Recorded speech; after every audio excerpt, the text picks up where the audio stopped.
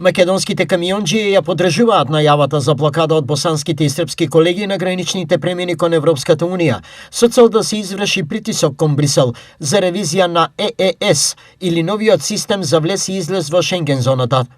Блокадата е закажана за 26 овој месец, но само на одделот за премин на камиони на граничните премини. Ние сега уште од денеска почнуваме да се организираме, да направиме состаноци со превозниците, односно со сите оние што се од регионите што ги имаме главните представници, за да ја разгледаме можноста како и ние како македонски превозници би можеле да се приклучиме на оваа иницијатива, бидејќи е во интерес на сите нас.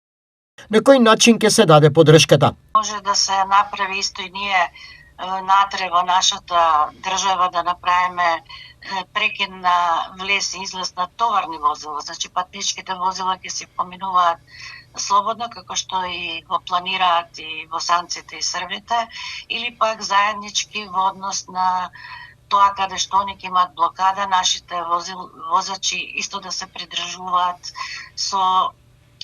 со нивните, за да имаме една поголема цврсто јадро, како да кажам, да се покаже дека ние како превозници сепак сме крвоток на секоја држава. Новиот систем за влез и излез во Европската Унија на македонските превозници им носи големи загуби.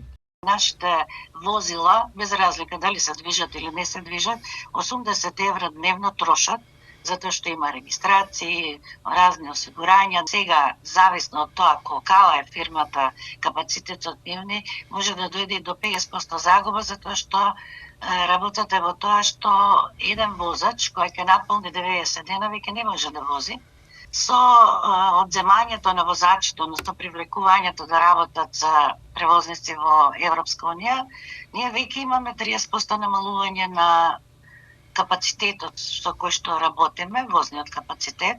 Во која насока се гледа решението за овој проблем? Последниот одговор кој што ни го дадоа беше дека ќе размислат за 5-годишна виза за професионалните возачи, меѓутоа се уште ништо не одговарја, нити го поставуваат овој проблем на дневен ред. Што значи дека таа 5-годишна виза би била нешто што би помогнало, меѓутоа без условување на денови за престој. Проблемот ги засегаат околу 15.000 македонски возачи, како и 2700 мали и средни компании, чија основна дејност е меѓународниот транспорт.